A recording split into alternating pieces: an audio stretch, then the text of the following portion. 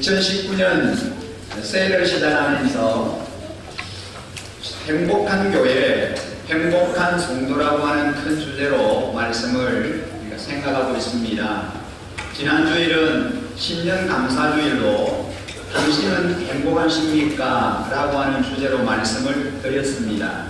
오늘은 우리가 함께 읽은 이 본문을 중심하여 당신은 성령 충만하십니까? 라고 하는 주제로 말씀을 전하려고 합니다. 누가 뭐래도 교회는 성령의 공동체입니다. 성령이 주도하시는 교회가 건강하고 성령이 주도하시는 교회에서 신앙생활하는 성도들이 행복한 성도들입니다. 성령이 주도하시는 교회가 되기 위해서 온 교회가 성령의 통치 아래 있고자 하는 강한 의지가 필요합니다. 우리가 성령의 완전한 지혜와 통치와 다스림 아래 있을 때 우리의 삶이 총체적으로 행복할 수 있다는 것이죠. 행복한 성도는 성령의 사역에 민감하게 살아야 합니다. 영국의 한 귀족이 인도의 어느 영주에게 트럭을 선물했습니다.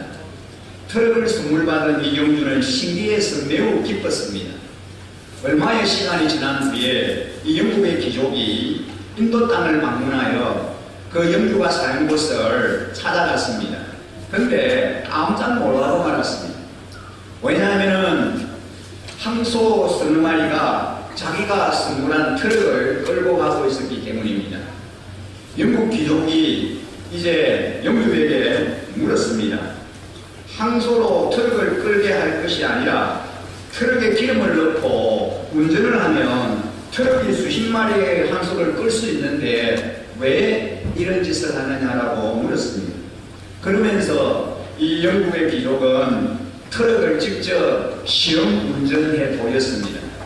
그러자 인도 영주는 입이 쫙 부러지면서 깜짝 놀랐습니다. 이 트럭을 이렇게 운전하는 걸 전혀 몰랐던 것입니다. 성령을 받기 전에 우리의 신앙생활이 바로 우리의 힘으로 트럭을 끄는 것과 마찬가지입니다. 그러나 성령을 받으면 성령이 우리를 움직입니다. 성령이 트럭을 움직이게 하는 것처럼 성령이 우리를 인도하고 성령이 우리를 이끌어 가시는 것입니다. 그리스도인의 삶은 성령 하나님과 함께 시작이 됩니다. 철저히 성령님과 연결되어 있습니다.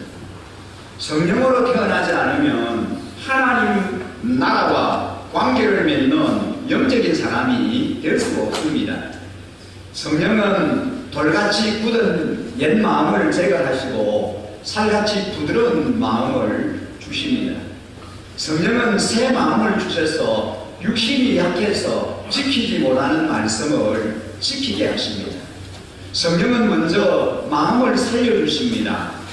성령은 마른 뼈같이 죽은 마음도 살리시고 마른 뼈같이 죽은 인생도 살리십니다. 성령은 죽은 가정도 살리십니다. 성령은 우리의 연약함을 도우시는 분이십니다. 성령은 예수님의 생수를 공급하셔서 죽은 심령을 살려내십니다. 성령을 통해서 예수의 생수가 들어가면 마음이 살고 개인이 살고 교회와 민족과 세계가 살아납니다. 그리스도인의 삶은 성령 충만한 삶으로 승리이 됩니다. 그렇다면 이 성령 충만은 도대체 무엇입니까? 이 성령 충만이 어떤 것입니까? 성령에 따라서 생각과 감정, 말과 태도가 완전히 지배당한 상태를 성령 충만하다라고 말합니다. 성령이 다스리는 삶이란 성령께 모든 것을 맡긴 채 성령의 인도함을 받는 삶을 말하는 것입니다.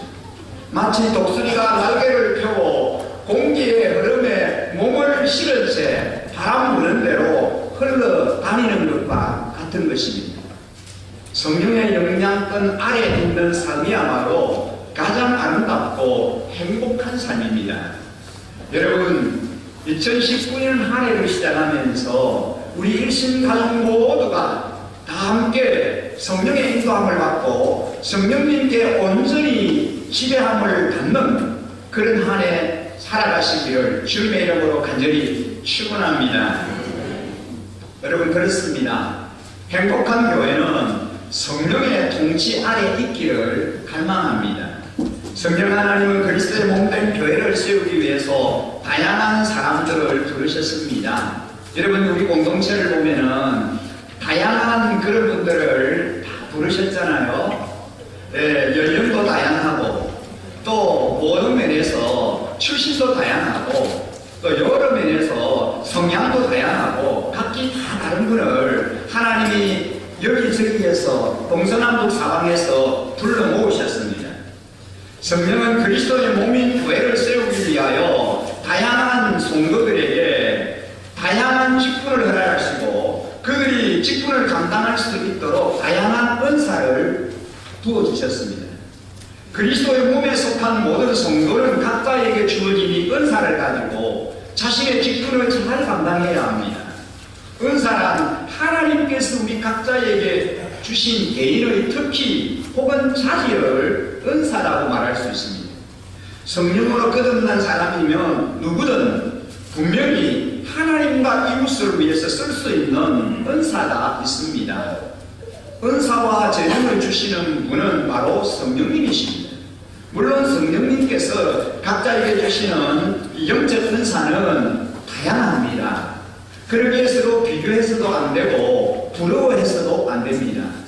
각자에게 주신 은사는 어떤 것이든 가치가 있고 소중합니다. 자신이 가진 은사가 별것 아닌 것처럼 생각해서는 안 됩니다. 은사는 조건 나쁨이 아닙니다. 스모도의 문제가 아니라 사용의 문제입니다. 어떤 은사를 잘 활용해서 그리스도의 몸을 세우며 가장 아름다운 그런 은사가 될 수 있습니다. 간혹 나는 아무런 은사를 가진 것이 없는 것 같아. 나는 무은사다.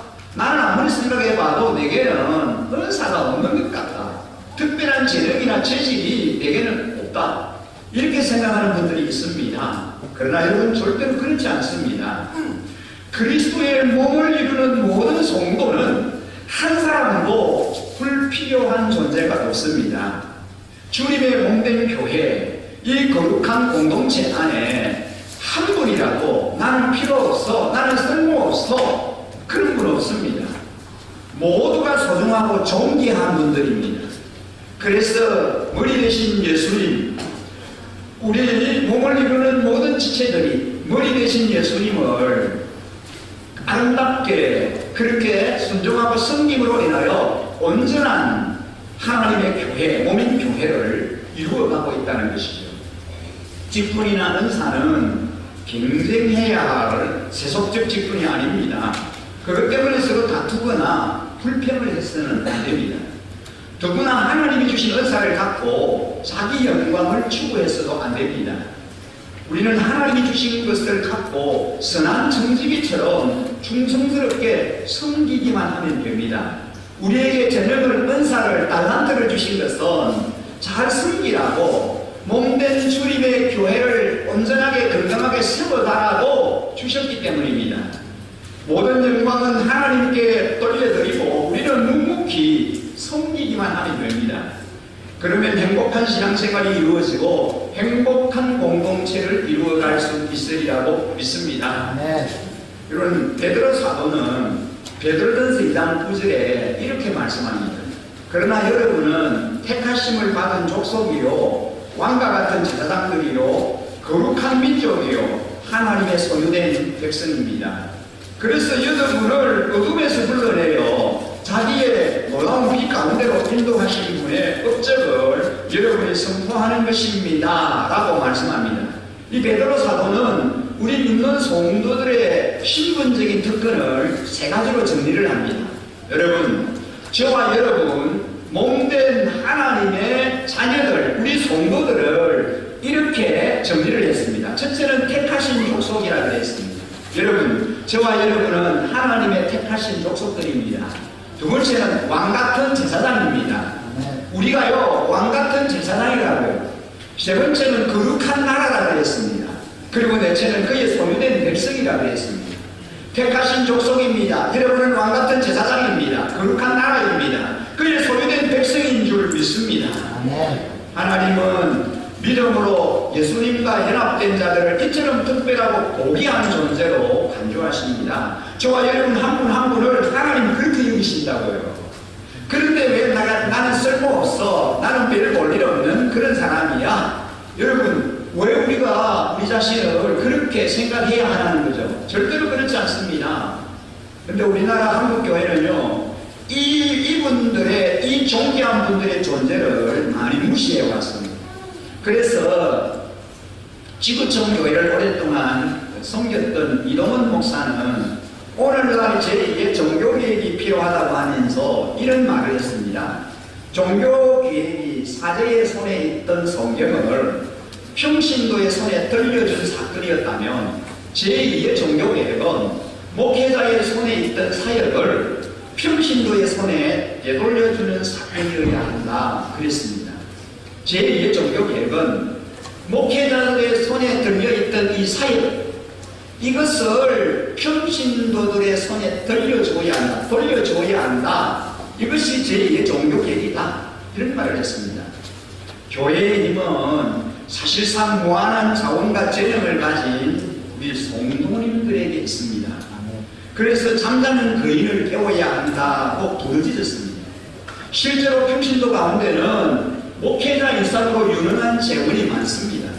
그들이 가진 전문성을 살리기만 하면 교회는 굉장한 효과를 볼 수 있습니다.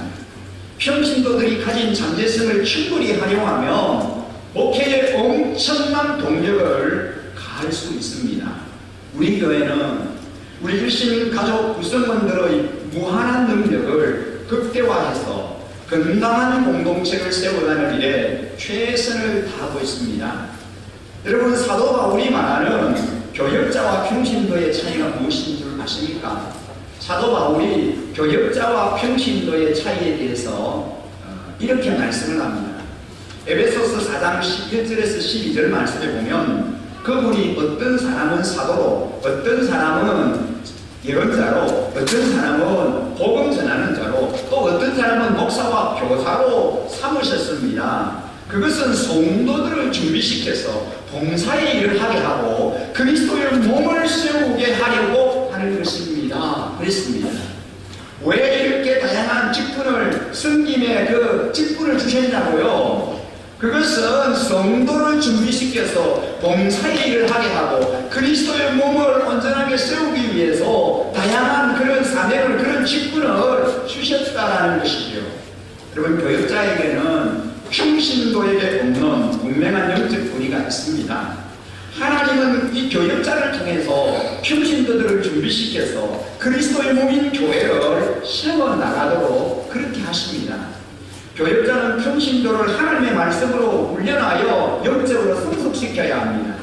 훈련된 평신도 사역자로 하여금 그리스도의 몸을 온전하게 섬길 수 있도록 해야 합니다. 우리 평신도는 주체의식을 가지고 교회를 섬겨야 합니다. 쉽게 말하면 주인의식을 가지고 교회를 봉사해야 한다는 거죠. 평신도는 객체가 아닙니다. 부경뿐이 아닙니다. 평신도는 주도적으로 하나님의 일을 섬겨야 합니다. 방랑자가 아니라 적극적인 참여자가 되어야 합니다.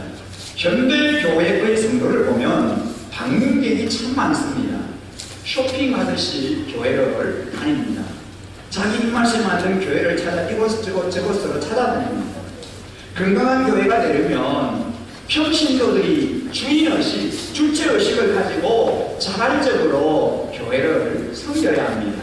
우리 교회는 1인 1사역 이상 자원하여 자신이 잘 할 수 있는 은사를 따라 최선을 다해서 헌신하고 섬김의 기회를 제공하는 그런 교회입니다. 그리고 목자 목녀를 세워서 목장을 섬기고 돌보고 있습니다. 어느 누구든지 이 섬김의 마인드, 영혼을 사랑하는 마음만 있으면 목자 목녀로 섬길 수 있습니다. 오늘 특기 목장을 섬길 목자로 세움을 입은 이 목자님은 저희 교회 등록한 지 1년이 되지 않았습니다. 남편을 주님의 품으로 인도하기 위해서 20년이 넘도록 계속 기도하던 중에 드디어 응답받고 지난해 저희 교회에서 세례를 받았습니다. 지금은 가나에 장기 출장 중이라서 목부로 임명을 받지 못했지만 앞으로 목부로 셈을 받고 이제 남편을 목자로 세우는 그런 비전과 꿈을 갖고 있습니다. 여러분, 우리 가운데 나는 개인적인 형편과 상황이 너무 힘들어서 나 목자가 어려워, 나는 목자로 섬길 수가 없어, 남편이 안 믿는데 내가 어떻게 목자가 돼, 난 할 수 없어, 이런 생각을 가진 분들이 있을 수 있습니다. 여러분, 아닙니다. 주님께서 여러분 한 분 한 분을 너무나 소중하고 존귀한 분으로 보고 계십니다. 완전한 상황이 아니라도 하나님께서 부족하기만 한 나를, 연약하기만 한 나를 부르시고 세워주신다는 것입니다.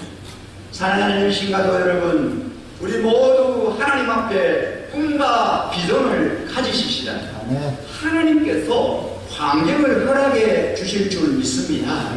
헌신하고 섬길 수 있는 힘을 공급해 주실 줄 믿습니다. 하나님이 도와주시고 하나님이 함께 해주실 때 우리가 무언 걸 못하겠습니까? 금년 이 한 해가 다가기 전에 우리 모두 아름답게 목자 목녀로 쓰임 받는 그런 놀라운 은혜를 경험하게 되시기를 주님의 이름으로 간절히 축원합니다. 여러분, 우리 신교에서 가장 영광스러운 일이 뭘까요? 저는 목자를 섬기는 일이다 생각합니다. 이게요, 하나님의 교회에서 가장 영광스러운 일이라고 생각합니다. 장로님 되는 것보다, 권사님 되는 것보다 진짜 목자로 내가 이 교회 섬기는 것, 그게 가장 아름다운 일이고 영광스러운 일이다라고 저는 그렇게 말씀드립니다. 아니, 실제로 그렇습니다. 이보다 더 큰 영광이 어디 있겠습니까? 여러분, 작은 그룹의 건강한 교회를 섬기며 목장 가족들을 가족 그 이상의 가족으로 섬기는 것이 목자 아닙니까? 이 일, 이 사명이 우리 주님이 보시기에 얼마나 존귀한 일입니까? 얼마나 귀한 일입니까?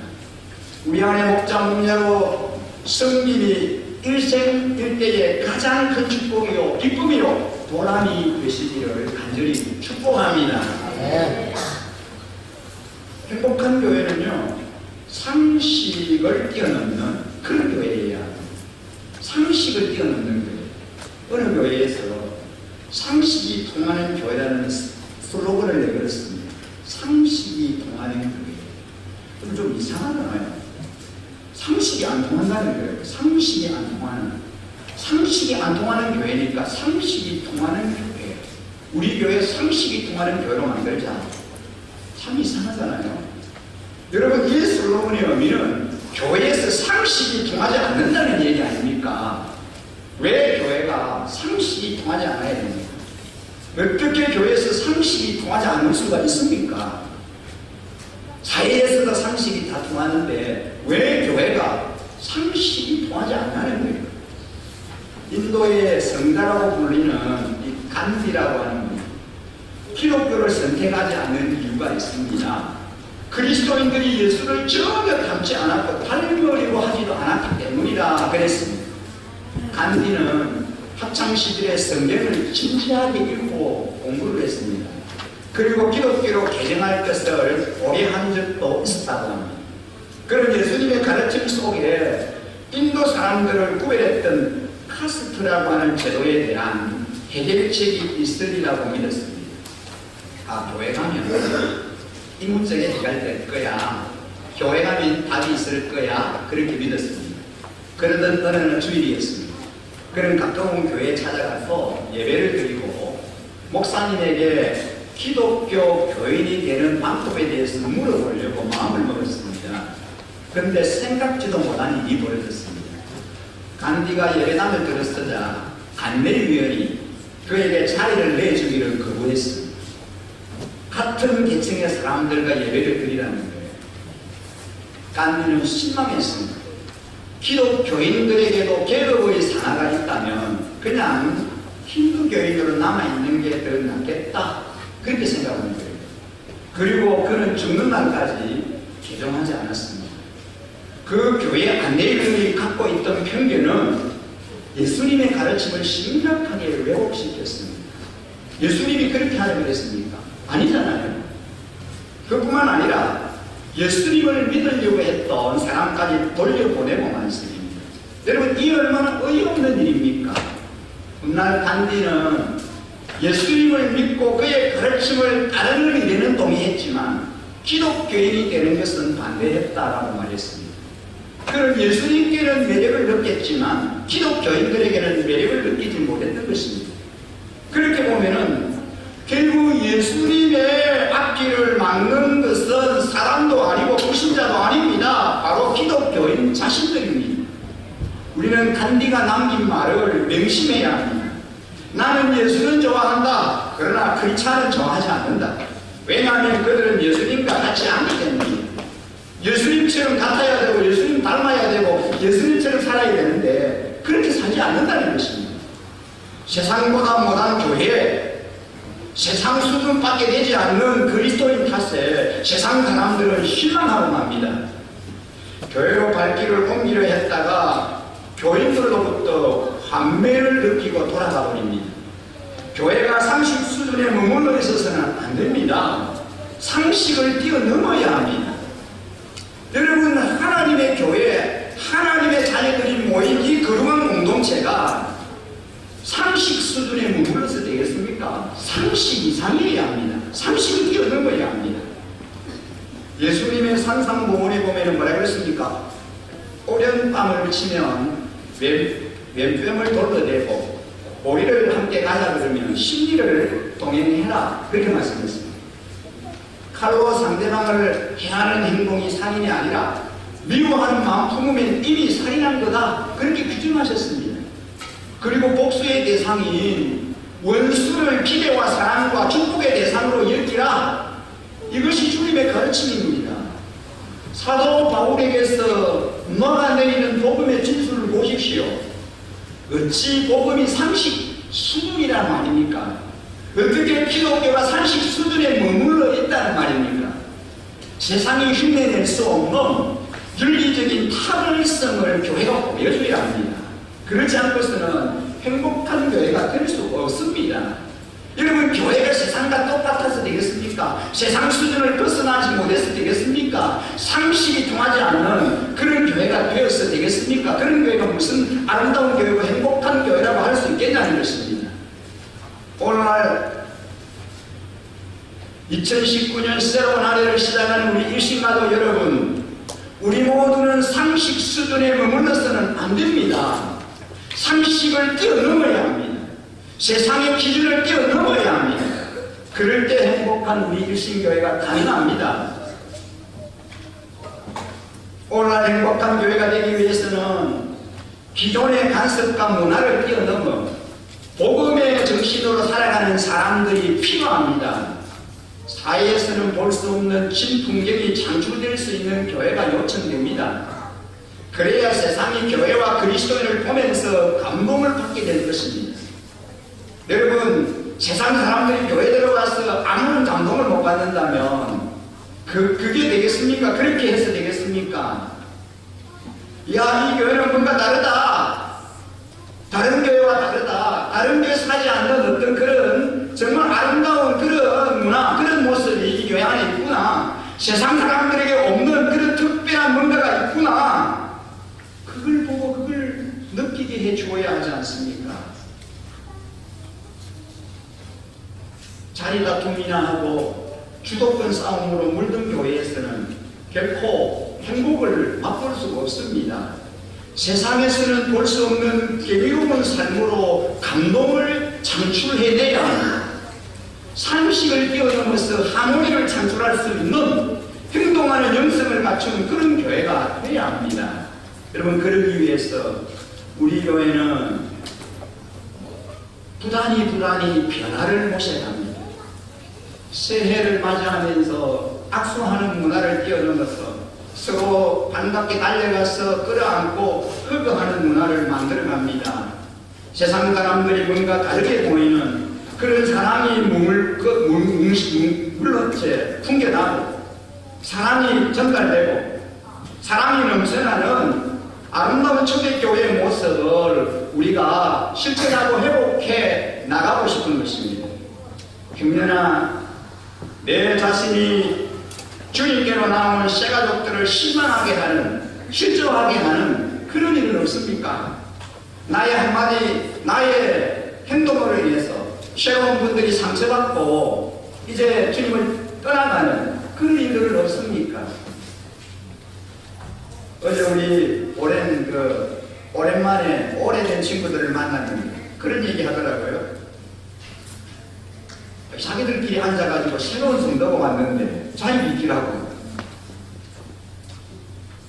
새로운 분이 와가지고 옆에 앉았는데 자리 좀 비키달라고 저리 가서 앉아라. 세상에 그런데요. 자기들이 여기 와서 앉아야 되니 같이 앉아서 교제를 해야 되니까 새로운 분 꼭 저리 가라는 거예요. 이것이 별거 아닌 것 같지만은 교회 안에 우리도 모르게 우리 안에 이런 모습들이 우리 안에 있다는 거예요. 쉽게 하는, 의미 없이 하는 우리의 말 한마디, 행동 하나가 필요한 분들에게 큰 아픔을 주고 상처를 줄 수 있습니다. 여러분, 나로 인해서 우리 교회 안에 한 지체가 시험받아서 교회를 떠나가는 일은 없냐는 거예요. 나의 은행으로 인해서.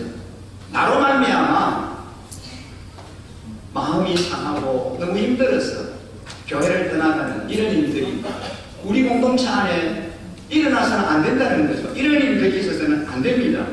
무엇보다도 내 자신을 돌아보고 내 자신을 살펴봐야 합니다. 그리고 우리 안에 아름다운 문화가, 아름다운 그런 새로움의 그런 놀라운 그런 역사를 우리 안에 만들어가야 한다는 거죠. 아, 이 교회에 와보니까 정말 뭔가 다르다. 보통 교회에서 느낄 수 없는 그런 뭔가가 이 교회 안에 있구나. 정말 그런 문화가 이 교회 안에 있구나. 성도들이 정말 밝고 아름답구나. 정말 사랑이 그들의 그 대화나 그들의 인상 가운데서 그들의 모든 삶의 연결에서 풍겨지고 있구나. 나타나고 있구나. 지난번에 우리 교회에 새로 오신 분이 그런 얘기를 하더라고요. 이 교회는 다른 교회에서 안 보이는 볼 수 없는 그런 좀 특이한 것들이 있네요. 우리 성도님들이 같이 이렇게 서로 안아주고 하는 이런 모습을 보면서 처음 오신 분이 굉장히 충격적이었나 봐요. 야, 이 교회에 다른 교회에서 볼 수 없는 그런 새로운 아이들은 참 그런 모습이 있구나. 여러분, 별거 아닌 것 같지만은 우리의 자그마한 은행이나 우리의 그 삶을 통하여 주님의 사랑을 흘러보내고 그렇게 실천하는 그런 모습 속에서 참 하나님이 함께 하시고 하나님의 은혜가 우리를 통해서 잔잔하게 흘러가고 있다라고 하는 것을 우리는 기억해야 합니다. 여러분, 교회가 성령의 통치 아래 있을 때 탁월한 도덕성이 드러날 수 있습니다. 이런 모든 일들이 우리가 성령 충만할 때 가능한 거예요. 성령 충만할 때 이런 모든 일들이 개인과 가정 안에, 목장 안에, 공동체 안에 가능하다는 것입니다. 우리가 성령 충만하지 않으면 그럴 수 없어요. 행복한 교회가 되기 위해서는 성령님의 통치에 아주 민감해야 합니다. 아주 예민해야 합니다. 행복한 성도는 성령의 사역에 민감하게 반응하며 살아야 합니다. 행복한 교회는 성령의 통치 아래 있기를 갈망해야 합니다. 성령의 통치와 다스림과 인도하심 안에 들어가야 하는 것입니다. 행복한 교회는 상식을 뛰어넘는 그런 교회여야 합니다. 상식을 뛰어넘어야 됩니다. 사랑하는 성도님 여러분, 오늘 우리가 이 말씀 기억하면서 우리 안에 성령의 충만함을 부어주옵소서. 성령 하나님 우리 안에 충만하게 임하시고 우리를 통치하시고 다스려 주셔서 우리 공동체가 참으로 상식을 뛰어넘는 그런 아름다운 거룩한 공동체, 행복을 주는 교회, 행복한 성도, 행복한 가정, 행복한 복장 만들어가게 하여 주옵소서. 그런 소망을 가지고 우리의 소원을 주님 앞에 한없이 올려드리고 싶습니다. 주의 손에 나의 손을 보이고 그런 찬양 있잖아요. 이 찬양을 좀 주님 앞에 우리 마음을 담아서 간절히 주님 앞에 올려드리고 싶습니다. 주 보혈 나의 정결 자유케 하리. 주 앞에 나 예배하는 이 시간 나의 모든 것 주께 드리네. 주의 손 나를 위해 지키셨고 주의 발을 나를 위해 박히셨으니 이제는 내가 사는 것이 아니요 오직 주 위에 사는 것이다. 우리의 고백으로 찬양 드리고 싶습니다.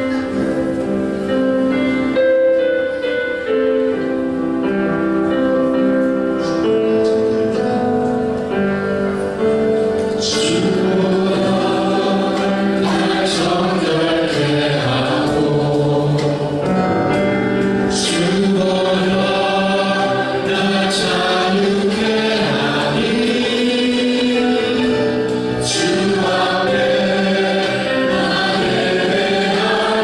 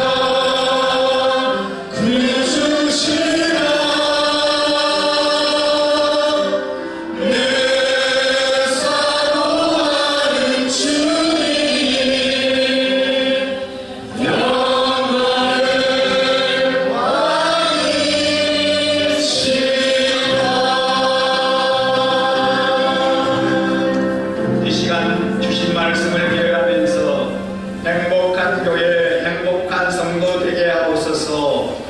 여러분은 성령 충만하십니까? 우리가 행복하기 위해서는 성령님의 통치에 민감해야 합니다. 우리 모두 성령의 통치하심과 인도하심 가운데 있게 해달라고 성령 충만을 위해서